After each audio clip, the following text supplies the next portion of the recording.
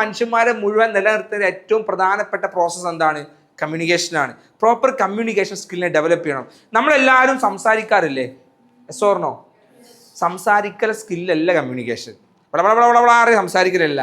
അയാൾക്ക് അത് കിട്ടുന്നുണ്ടോ ഇല്ലേ വലിയൊരു ഫാക്ടർ അവിടെ എന്ത് ചെയ്യുന്നുണ്ട്, കിടക്കുന്നുണ്ട്.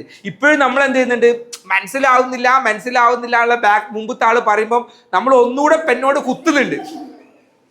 ആ കുത്തുന്ന വേദന മാത്രം മനസ്സിലാകുന്നുണ്ടാവൂലേ, വേറെ ഒബ്ജക്റ്റ് എന്താ നമുക്ക് ചിലപ്പോൾ എന്തുണ്ടാവില്ല, മനസ്സിലാവുന്നുണ്ടാവില്ല. സോ ഇതന്നെയാണ് അവസ്ഥ.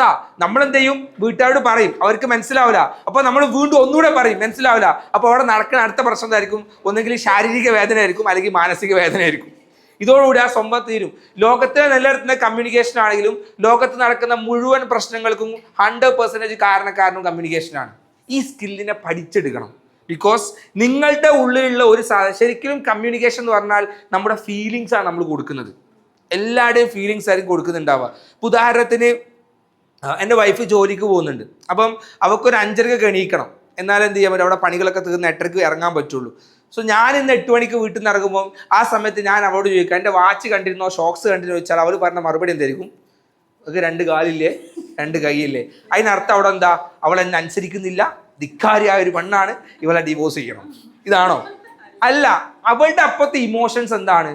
അതാണ്. ആ ഇമോഷൻസിനെയാണ് അവൾ എക്സ്പ്രസ് ചെയ്തിട്ടുള്ളത്. സോ എല്ലാവരുടെ കമ്മ്യൂണിക്കേഷനിലും ഇമോഷൻസ് ഉണ്ടാവും. നമ്മളൊക്കെ സംസാരിക്കുമ്പോൾ അവിടെ ഒരു ഫീലിങ്സ് ഉണ്ട്. നമ്മുടെ ഫീലിങ്സിനെ ആക്കി കൊടുക്കുകയാണ്. സോ നിങ്ങൾ